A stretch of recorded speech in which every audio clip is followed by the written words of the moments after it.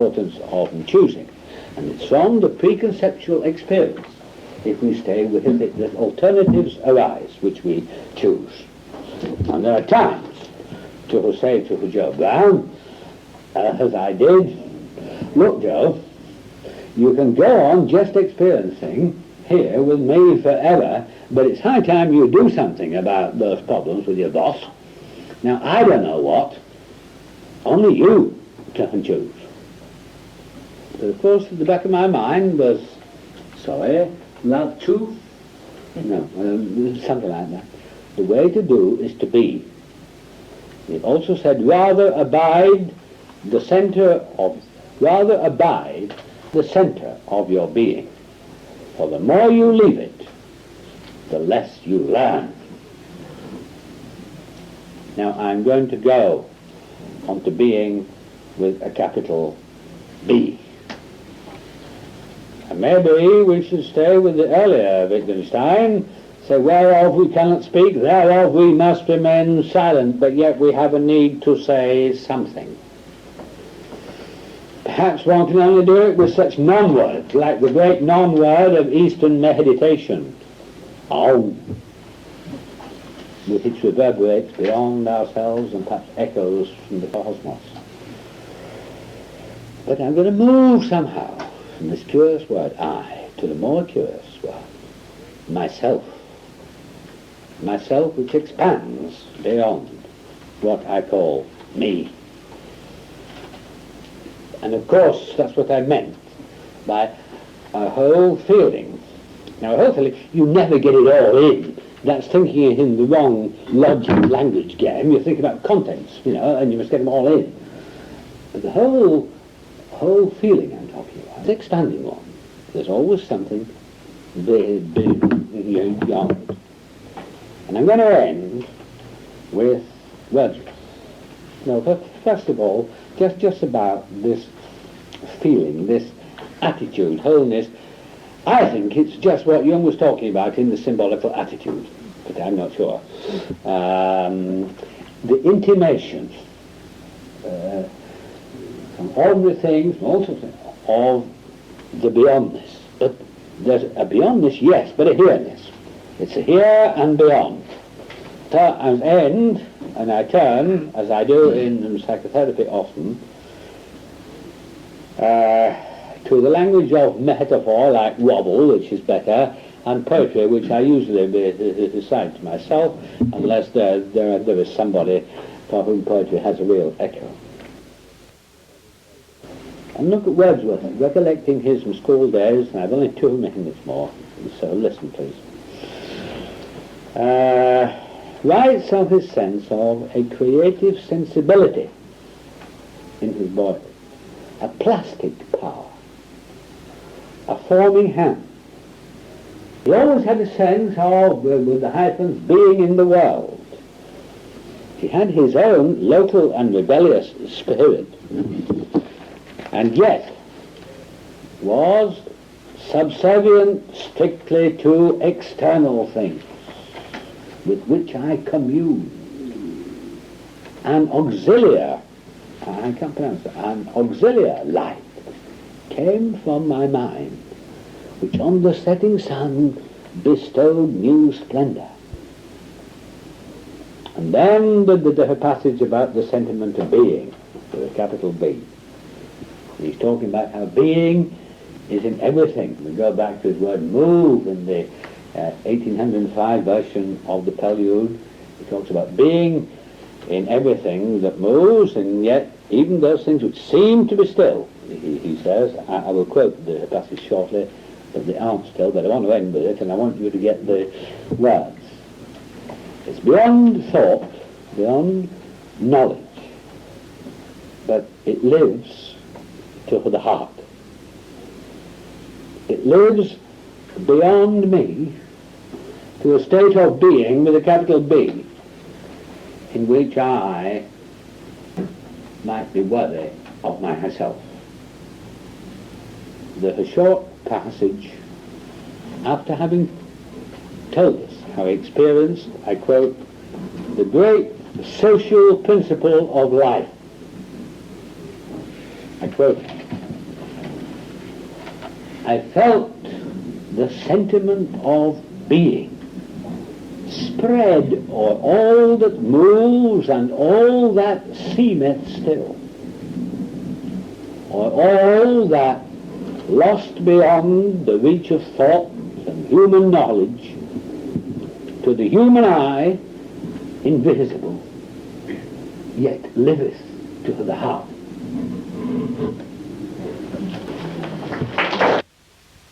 I don't want to devalue the traveller's pains and early miseries that contributed to what Joe and you discussed. But you quoted him at one point as saying to you, they say I do my job, but it's like a machine. There's no me. It's just getting the figures right.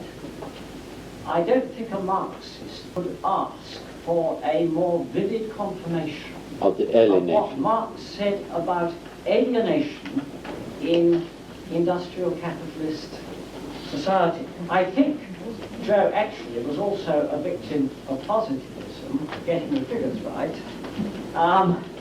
But that's an aside. He can, I think, be seen as a victim of industrial capitalism. And you mentioned therapeutic communities, I think last night. Well, a therapeutic community, surely, is a community in which therapy is possible. Now, couldn't one say that in a great deal of industrial capitalist society, therapy is difficult, even if one goes to a therapist, because like the old-style mental hospital, the community to which you return, having seen your therapist, is not one in which the testing out, which you laid stress on, enables you to get the kind of positive reinforcement that is needed. And I wondered whether, in fact, Joe's boring right-wing trade unionism couldn't also be seen as part of the alienation, that you and he might have seen through that to some more authentic critique of society. Thank you, John. One reason I couldn't sleep last night was after what you said last night, and I've got a big folder of the transcripts of Joe, which I went through with the social and political dimension in mind. And I wouldn't want to leave that out, but I thought I would want to stick with the experience. But I do think that Joe and so many other people are victims of the alienation of the society in which we live. And I can't read the letter to Marx. He bores me, I'm afraid. Or perhaps I'm too... But some of the early Marx, how he puts so beautifully the sense of the alienation of man, and in my boyhood how I saw it in the cotton mills.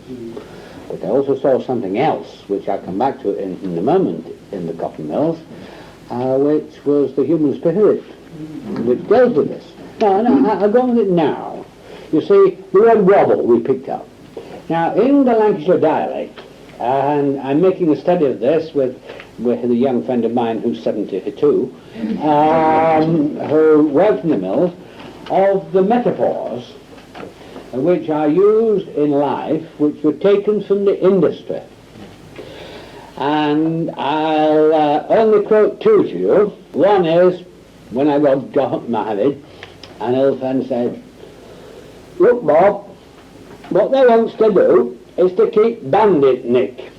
You see, and that does this, and he went on to tell me how when my wife was crammed, of course, she ought to tie a knot in her apron, and then I'd go out in the garden a bit. Now, they wants to keep Bandit Nick. Now, the halloons had two pulleys with a groove, Nick, and the band was the leather going round. As long as the wheels were moving, the loom was weaving. Now, how lovely, see? We lack interpersonal terms, but keep it Bandit Nick, you know? So there's great way in which the metaphors from these horrible mills, which they were taken by people. He slipped off catch.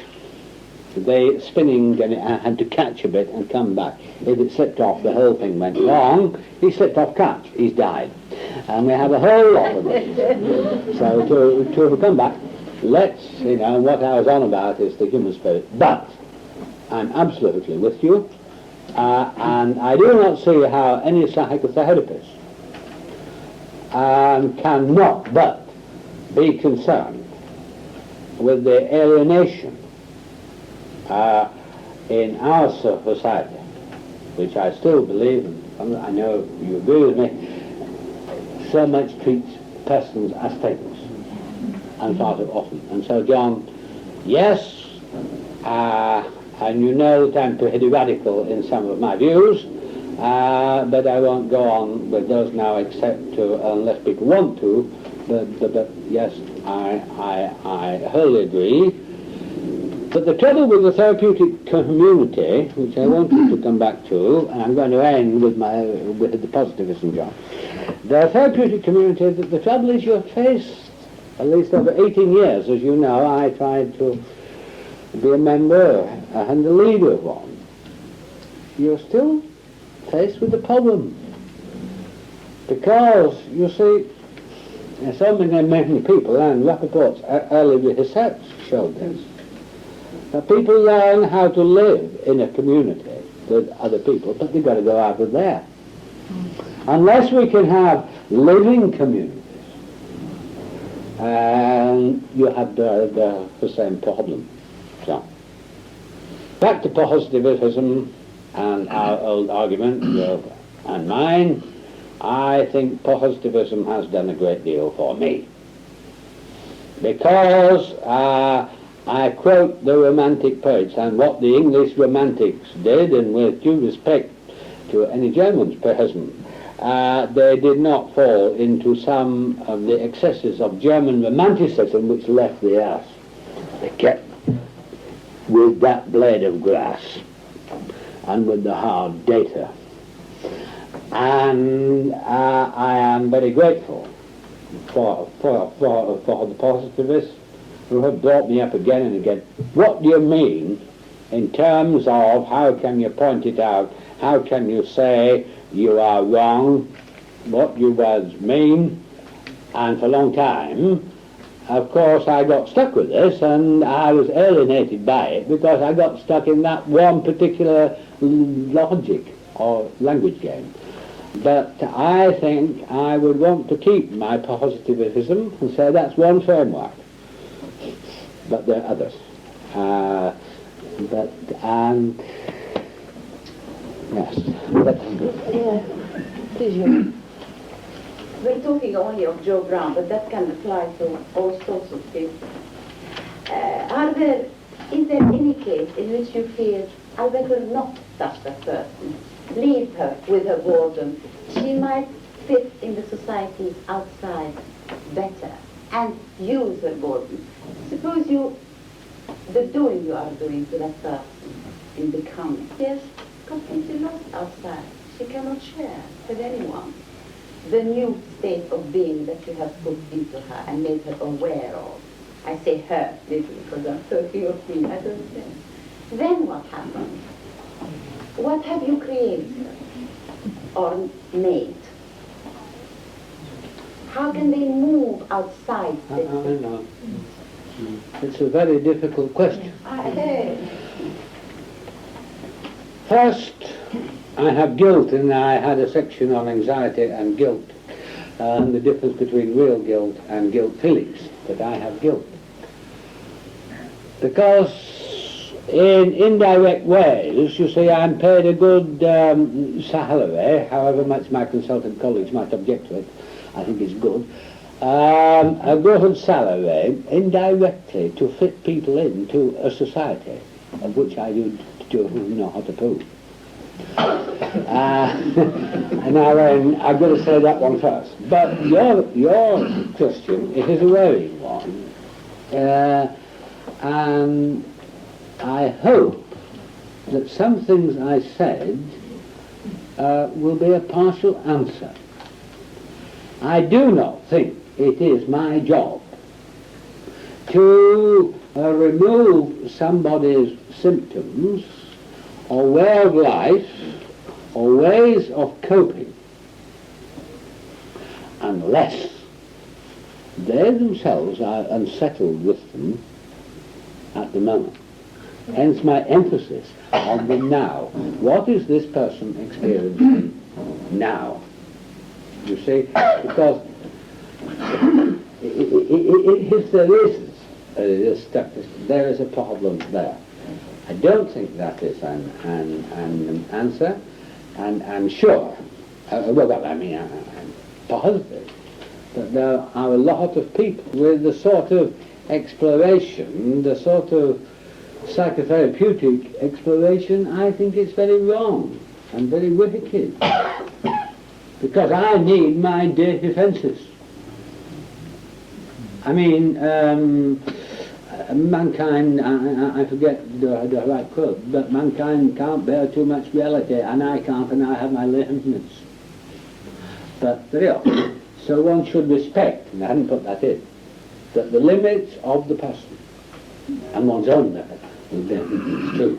And of course, if I'm to be open, I have sometimes these days got to Jose, hoping a little less omnipotent than I used to be.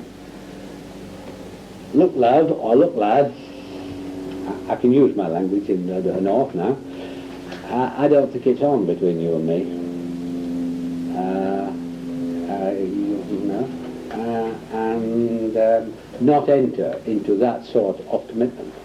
I have a commitment immediately. I meet somebody, and their commitment is to say what I think.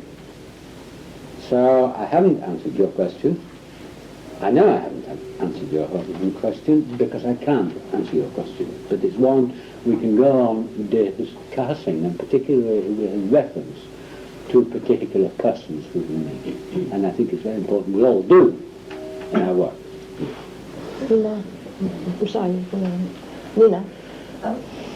I can really only, I think, ask the question I want to ask, if I may, giving you an example of what I mean. You know that I was a little bit confused by this word listen. Yes. Learn to listen more, to be receptive to subtle verbal and non-verbal nuances, etc. I was going to say that there's a beech tree in our garden. That beech tree's been there ever since I can remember. I've looked at this beech tree year in and year out. But I was somewhere in my middle 30s before I saw this beech tree.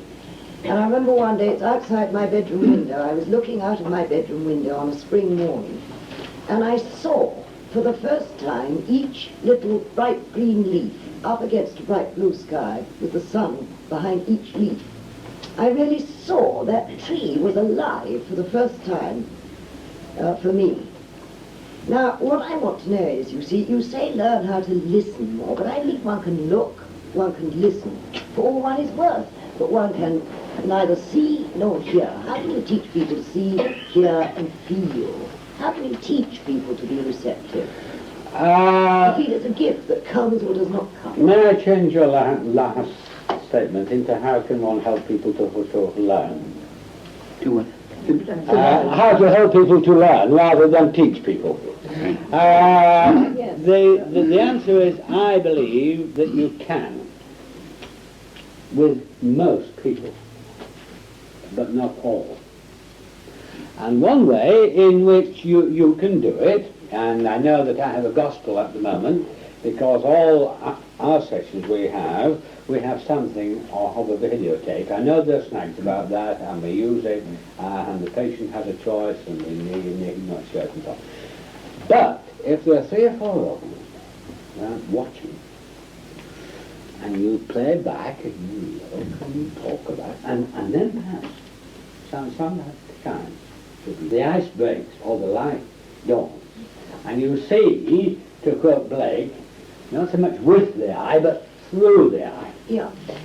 But, of course, you say, how can you teach?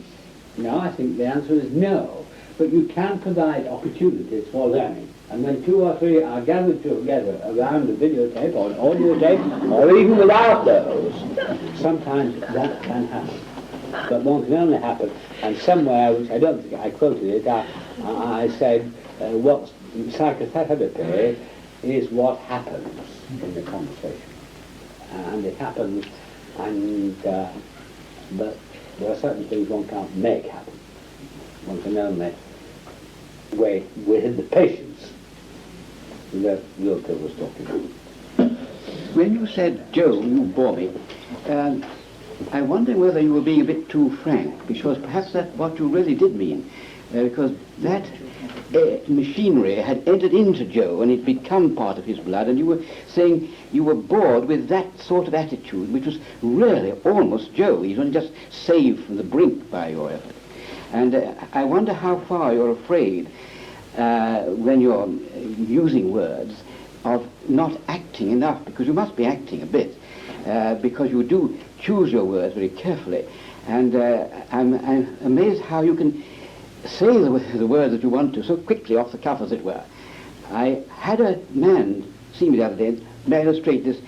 He left his wife, he was a middle-aged man, and I said, why did you leave her? Why do you want a divorce on behavior? He said, well, she says darling to me so often, with so much hate in it.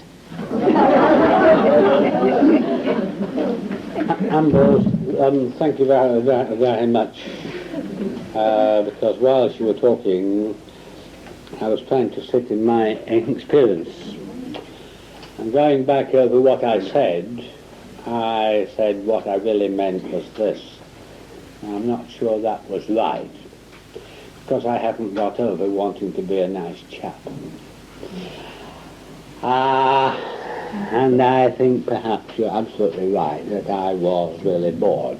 And maybe, might it have been better if I had said this in an angry and aggressive way? I might have been protesting against the thingness which you are talking about. And so I take that. You had a point at the end, Ambrose, had you? How you can use words in an acting way to mean something quite different. Darling. I hate your very guts. You don't say that. I hate your very guts, yeah. In the words. Yeah.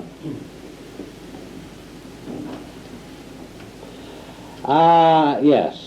I think it's a failing of mine. I still hope to go on growing up.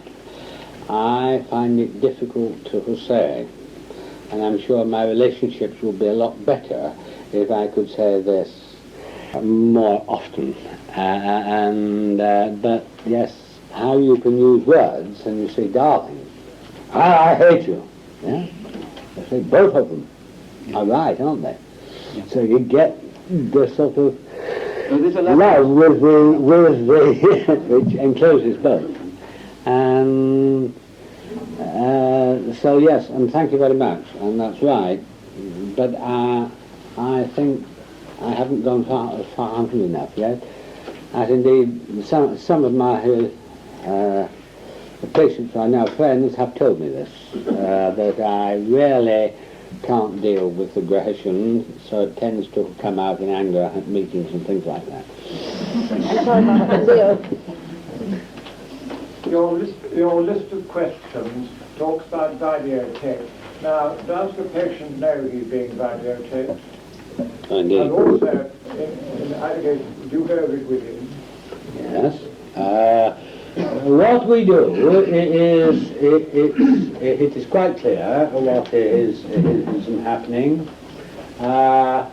The patient knows. The patient is told, look, we can either rub this off at the end if you want it rubbed off, or it would be nice if we could look through it, you and I, and that really can be a real happening between you watching the interview, and you can learn so much how you went wrong.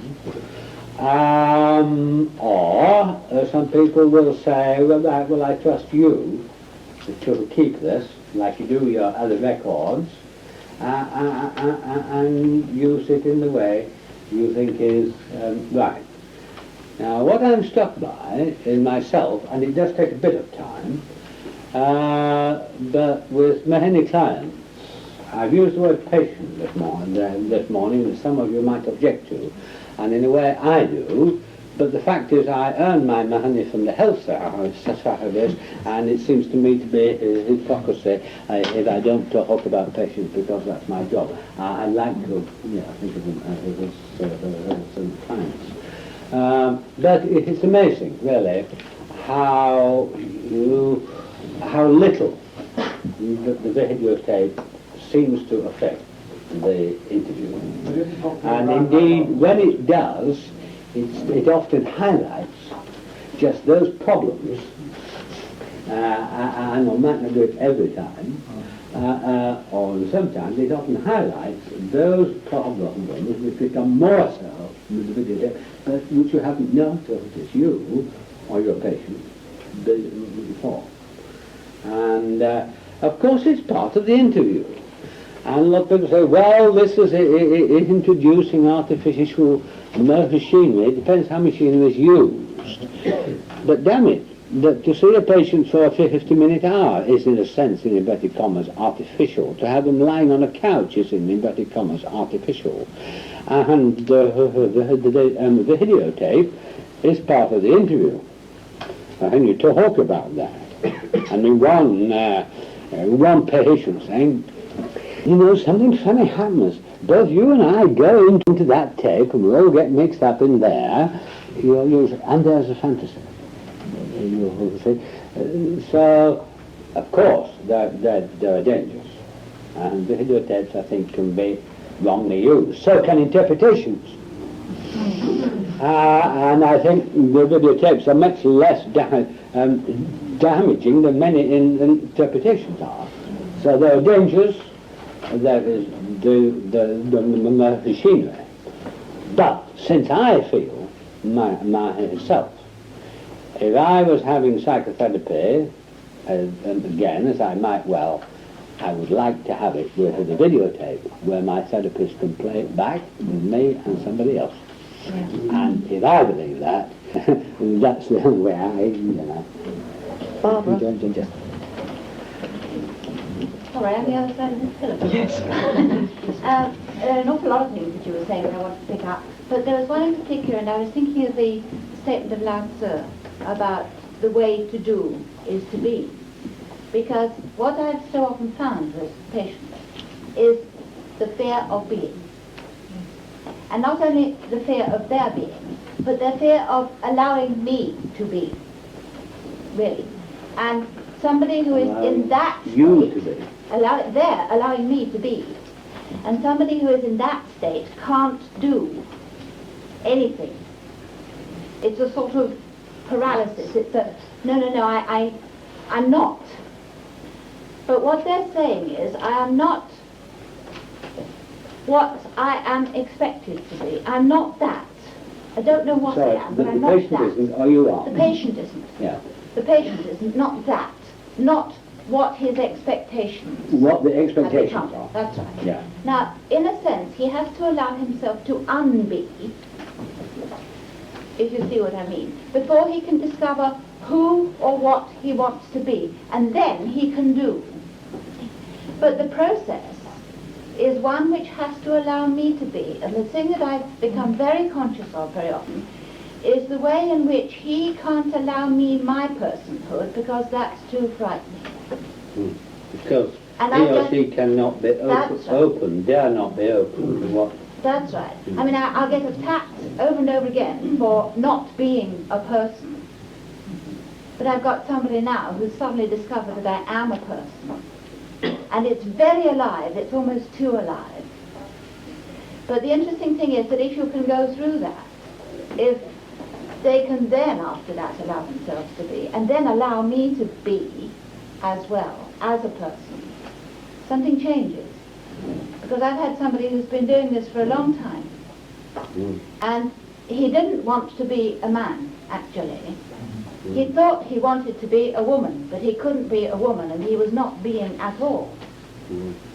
And he said to me recently, you know, what I was unman. What I now want is to be a man. And the interesting thing is, having been paralyzed for about 3 years, he's now beginning in his being to do. He's beginning to function. To do what? He's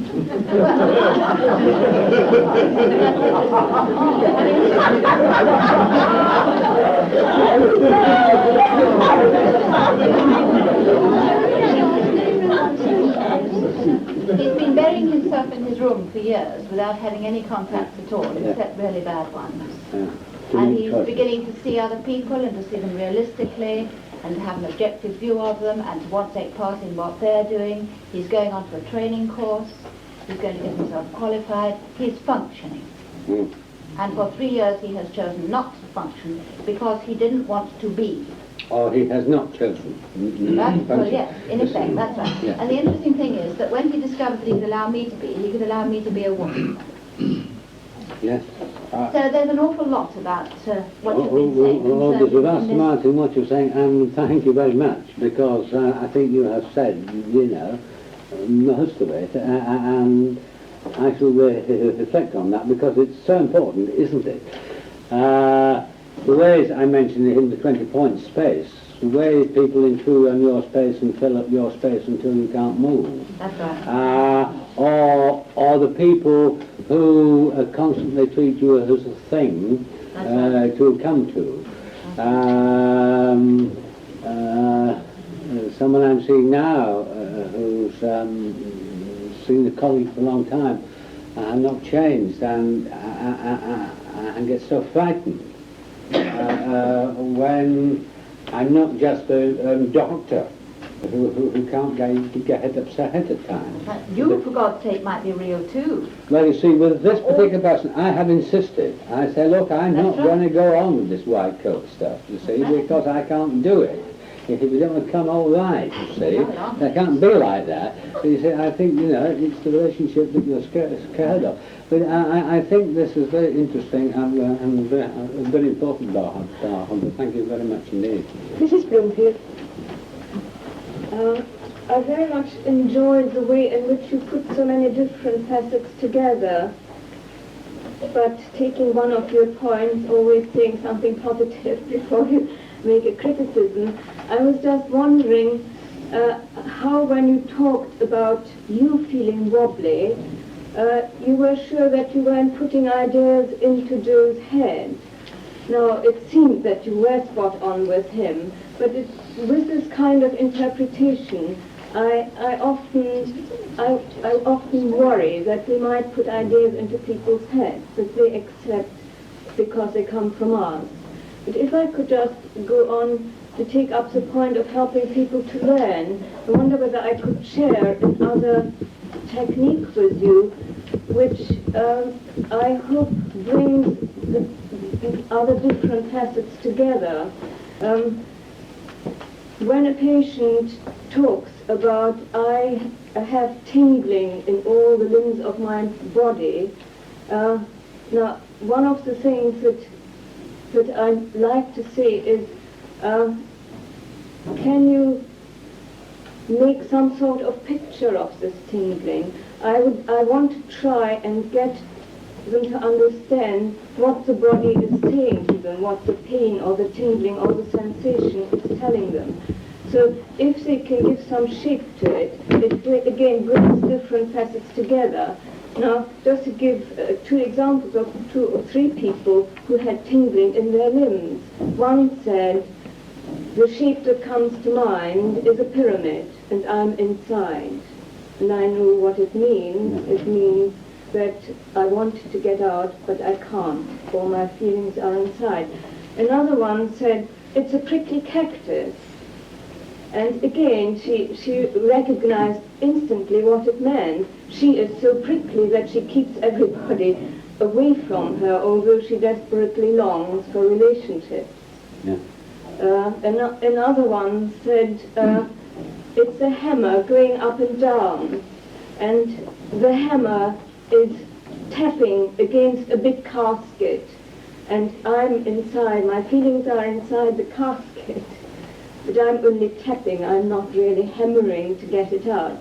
And this, I feel, is one way in which people can learn to become aware of their sensations, become aware of what the body is telling them, and then to really perhaps try and do something in the future, as you were describing, about what they're not doing at the moment. I wonder whether you feel that. Thank you. I'll be brief because I saw the hands up, and I'm not being brief because I don't think what you said is important. I do. I think that your last point is such a good one, because I did hint at something like this, which might have sounded daft to a lot of you, and that is how Joe could confront his whole as if it were a person.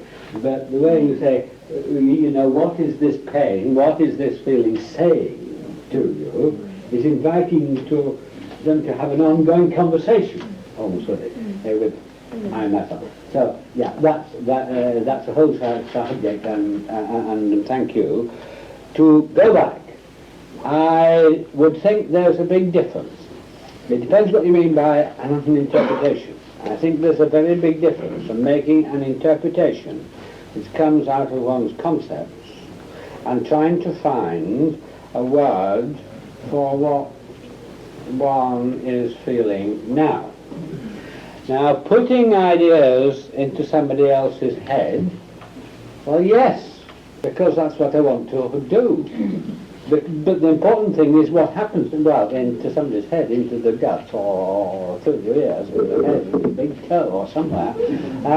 But the important thing is what happens to them then, and the way they come back again. Because, of course, if I don't get it in, I don't get an answer, and we don't get a conversation. We do not learn a common language.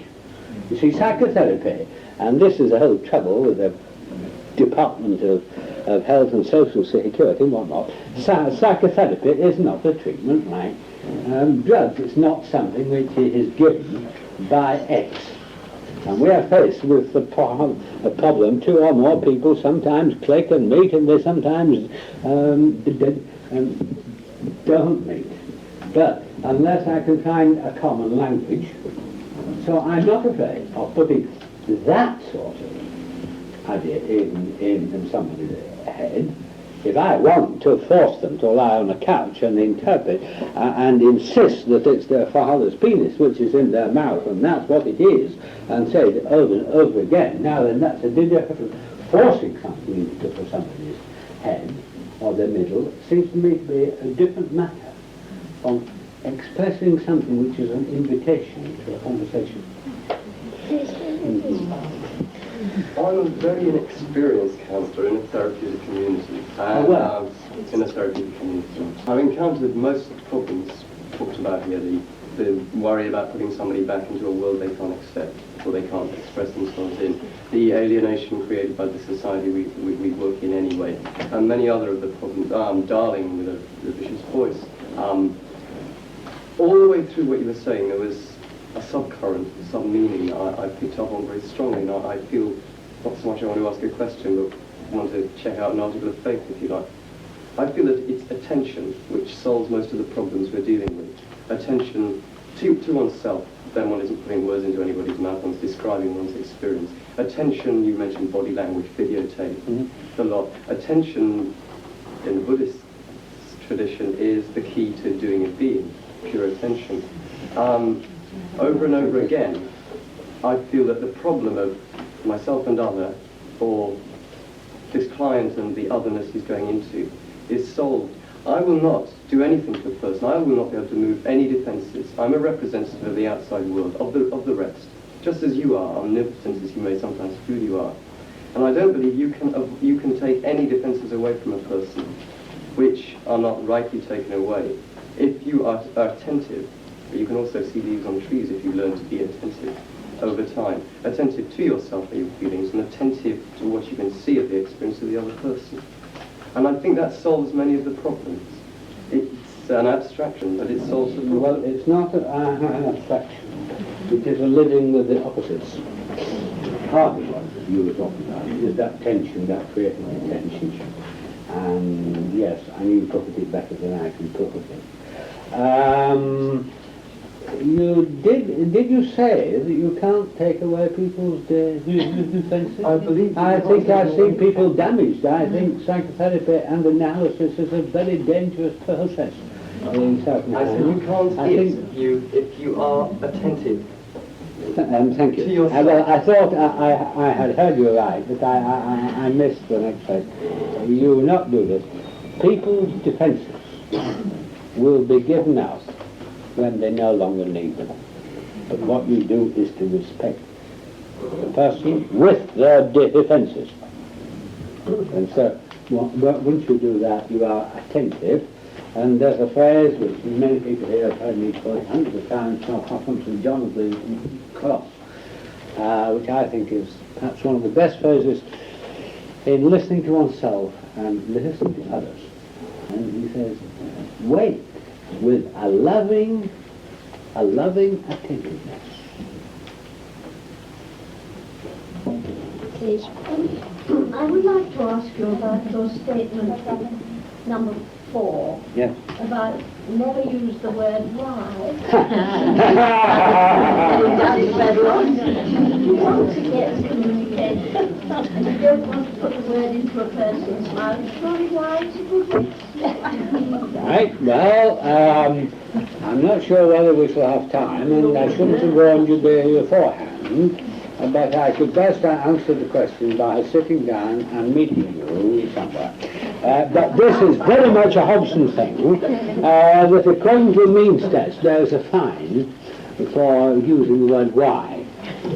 I sometimes use it myself, but when I ask you why you're doing that, you're more likely to go blank, or they'll start giving me some explanation or thinking, and I say, well, I reckon you're feeling a bit scared. You're more likely to say, well, no, that's not right. I think I'm close. If I ask you why, or what are you thinking, or what are you feeling, but the other thing is to try it out. Try it out on your friends and see what the difference is. We did pilot studies on this over a long period, actually. But, of course, I use the word why, and of course, when a conversation's got going with somebody you know, you can use the word why. But the start, it's so often asked, and there can be nothing more blocking or more tempting to get up in the head. And so it is something which I personally feel very strongly about, and I think we have certain data which at least supports the idea. But if we meet, I will try it on you somehow. So I'll say, what do you think about that lecture this afternoon? And you say, well, things I was not sure about. I say, why? And you're ready to know. I say, well, I think it was a bit like this. And you're more likely to tell me. Please, there's whoever it is, I can't see. Can I ask, for example, about the problem of people who are too articulate?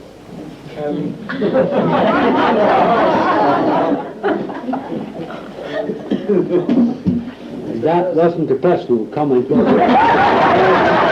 Picking up what Ambrose was saying about me, but go on. That's us all. It's just that it strikes me that as Joe Brown has come across to me, and as you've come across to me, it seems to me that you both shared a considerable advantage in that despite Joe Brown's oratory, he did seem to be very much in touch with his gut, so much so that it absolutely sort of stuck him. And I find that the most difficult situation to deal with is where there is somebody who has got this sort of shining armour of chain mail and words, which all sort of rattle and pink, which has been polished for about 45 years. And because I also have an armour like that, we just sort of get locked in a clinch. And it's absolutely terrible. And I'm just wondering, trying to sort of translate your language into what can one do, because this does seem to me to be one of the biggest problems, and it's something to do with the alienation machine process, that people become so cerebral and so out of touch with themselves that they slot in these cassettes into their heads, and it goes on and on and on. So unless you actually sort of stick a very large screwdriver in the right place, nothing ever starts. And can you Would you sort of say something about that?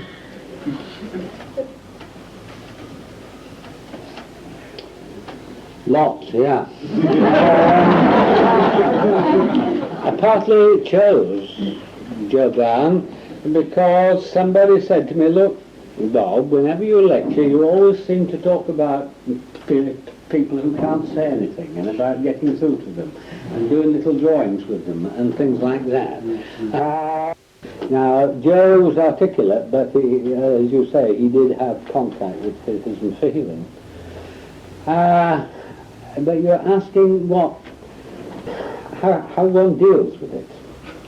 Well, and I think the big question is that one of the things that I ask myself is whether somebody really wants to move with my help and somebody else's, or whether they just want a companion to go on playing the same cassettes and listening to music. And I find that it's terribly difficult with people who've got this sort of armour I find it terribly difficult to sort of get any feeling of whether they really want to, which they want to do, or whether it's 51% or, you know, and I just feel, I just sort of developed a kind of migraine after that. Oh yes, right. Well, I think it is extremely difficult. But I think really some of the things I have said, all one can do. Actually, I think there are times for giving up, actually. And that's very good. I think also, if you give it up and you say, well, I'm willing to start again in 3 months' time, but look, I don't think we're getting anywhere. We're going round and round. But during that time, I would have been looking for words, gestures, something like this. Well, no, I would have found myself getting caught up in very interesting talk about Wittgenstein, or because I do that, as is obvious, and then I would hope, you know, I would turn to myself and say, look, this all very well, I enjoy this, but look, I don't think we're moving with this particular thing, and you know, let's shut up a bit, like I said to her, let's try and get the feeling, let's try and find the one like wobbly or not. And at the same time saying, look, you know, I think when we go on talking like this, and it's usually both of us, I think we're both enjoying it, but look, and it's all very important, but I think we may be avoiding something else. So having done all that, but the only way, but then how striking sometimes with people like this, particularly if they've never done painting or something like that, or modelling or movement, you know, these sort of things seem to me to be very important and very helpful. But constantly I was thought having in mind what the bodily feeling is, and I'm trying to drag myself back, you're saying, from the head to somewhere about here with me, and the guts, if you will. So yes, I think it is difficult. There is no simple answer, but that is the sort of thing I've been trying to convey.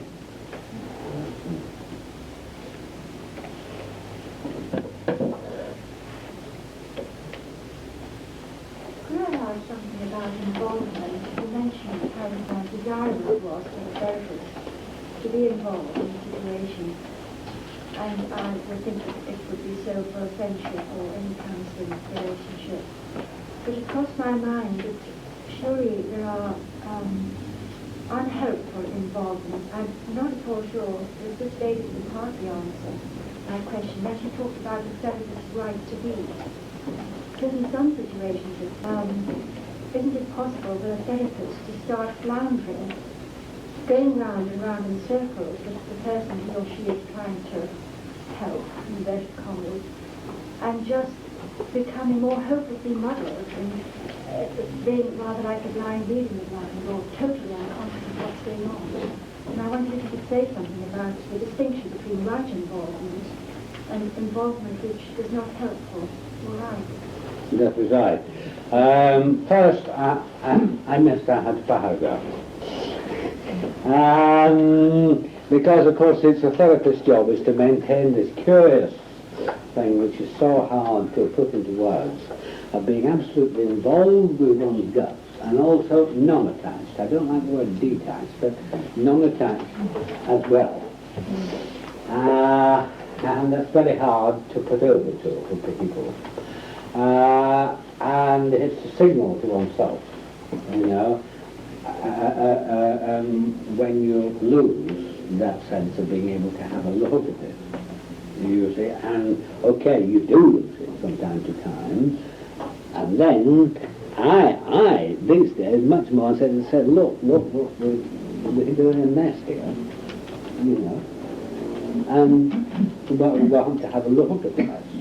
Of course, there are very unhelpful involvements, which is the important reason why anything that's ahead of us, you know, needs to see somebody else and talk over things.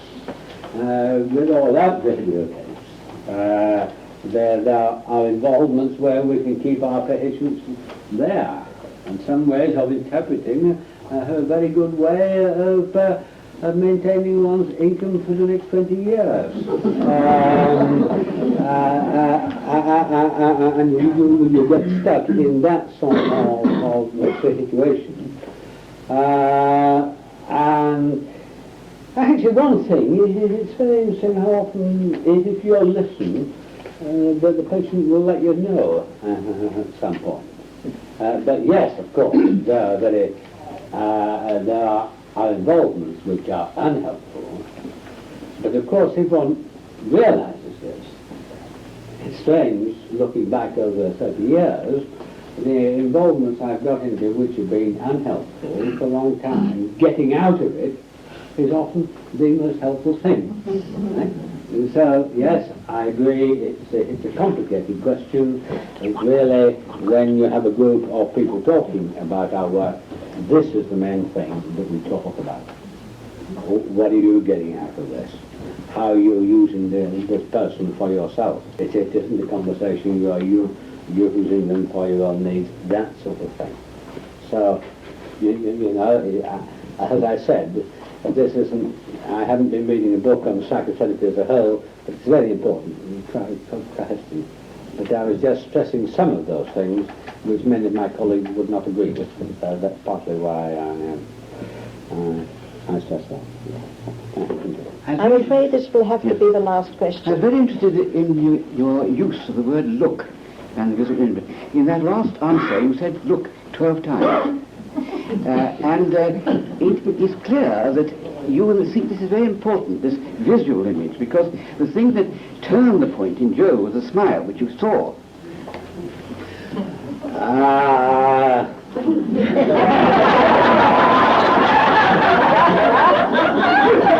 I've got three lectures.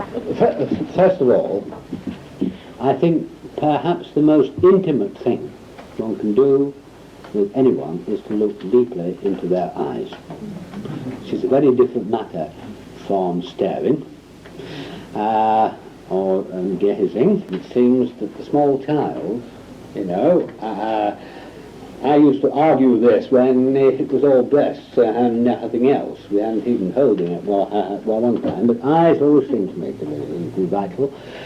I think vital to me, personally, and why I use look so often, is of course that I could hardly get a word out. And so my relationship with people was so dependent on my looks, and it's led me into a lot of trouble. So for me they are especially important. But there is an immediacy. You see, in ordinary language, we can say, I hear a sound coming from that car. I put a sound in between. In the same sense, in ordinary language, we can't say, I see a sight coming from that thing. There is an immediacy. And the insight, the seeing into, the looking, the use of the eyes, the metaphors about eyes, yes, They are very personal to me, but I think not only. I think there's a much more general thing, and to me, you know, how anybody can have a patient on a couch and sit behind them, I can see points to have a couch and sit down. That's how you can keep your income for 20 years, by depriving. You know, you keep your patient deprived of one of the most fundamental things in childhood, but it's a large subject.